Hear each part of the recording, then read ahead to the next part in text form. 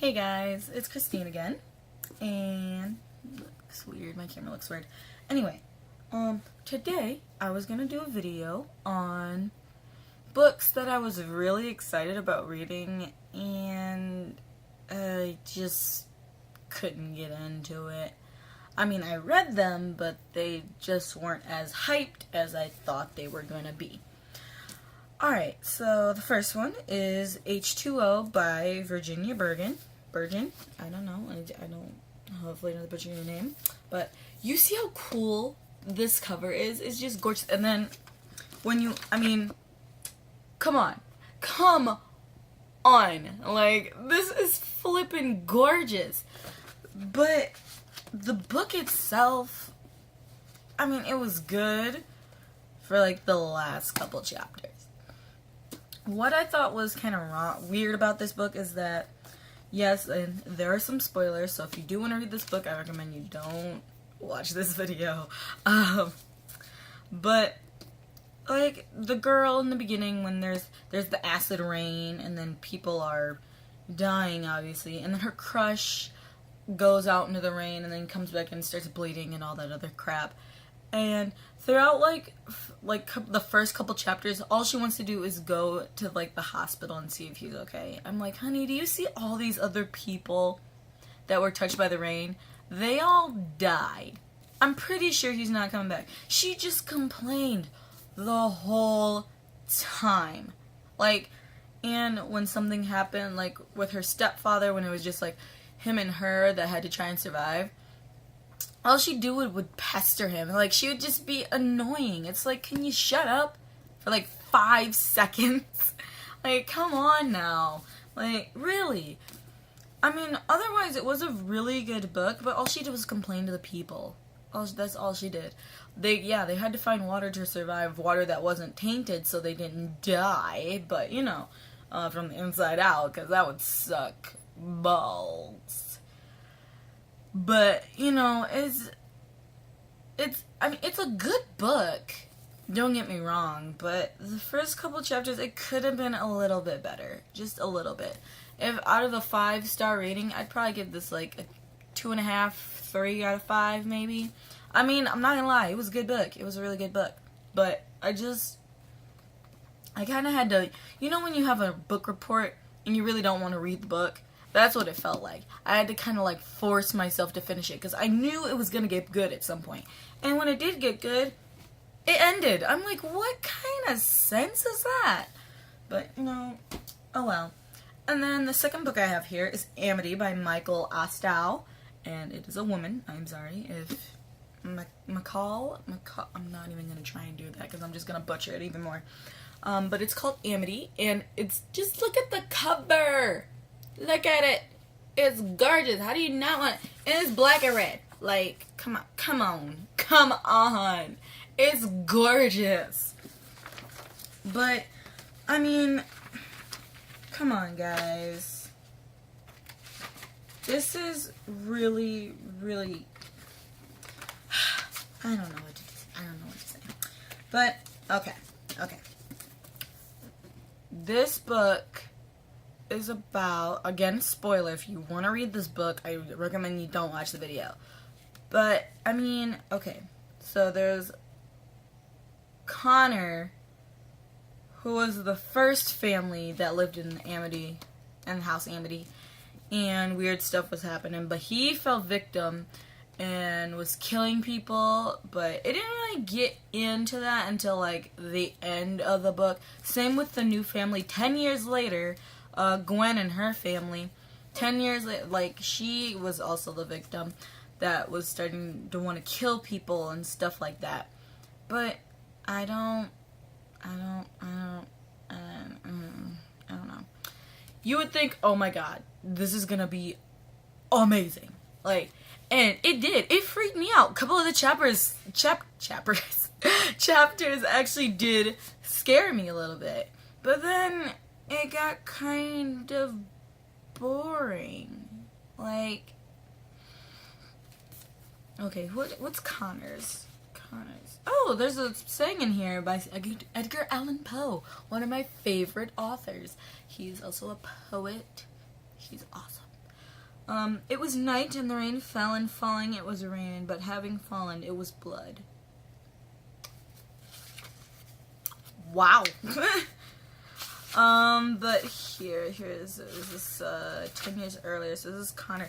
There's like different writing style for the different characters, and then so that's like the cute little bubbly kind of writing for Connor, and then with Gwen it's kind of like straightish, kind of normal, like Times New Roman font, and I don't know what the other kind of font that is, but it's kind of cute and it's like bubbly-ish. But I don't know. But anyway, this is a good book, not gonna lie.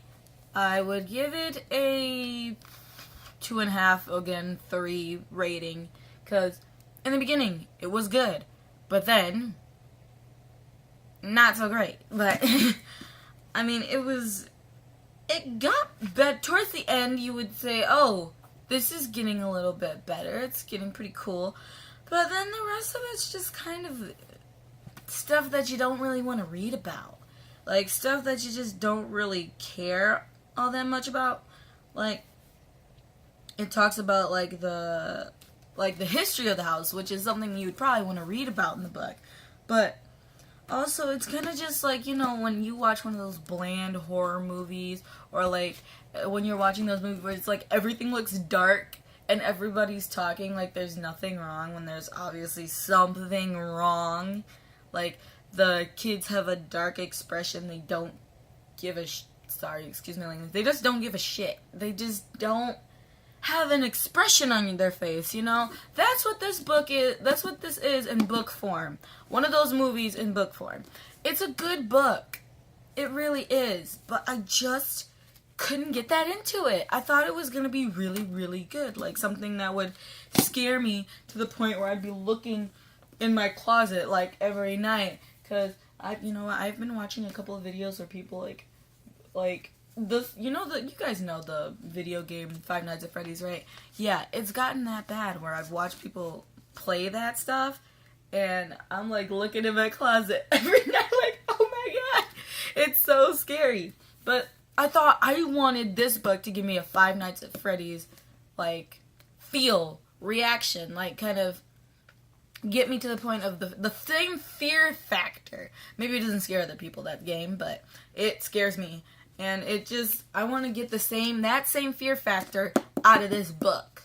And I didn't really get that as much, so I was expecting, because I always hear these things about Amity. Amity was the creepiest thing to make people kill people. It was just, that's something I'm into. And this, I mean, it was good. Like, there was, like, foreshadowing and stuff only the victim could hear and see. And I thought that was pretty cool, like, to be honest. But, again, I just couldn't get that into it. But yeah. But, I mean, you guys can Sorry about that. Sorry about that. That was my, phone. But, anyway, again, if you guys want to give him a shot, because I gave him a shot, and I didn't even look at any reviews on him. I just thought the covers looked cool. And the synopsis just sounds so cool. Like, for H2O, it's 0.27 is a number Ruby hates. It's a number that marks the percentage of the population that survived. It's a number that means she's one of the lucky few still standing. And it's a number that says her father is probably dead. Against all odds, Ruby has survived the catastrophic onset of the killer rain. 2 weeks after the radio started broadcasting the warning, it's in the rain, it's fatal, it's contagious, and there's no cure.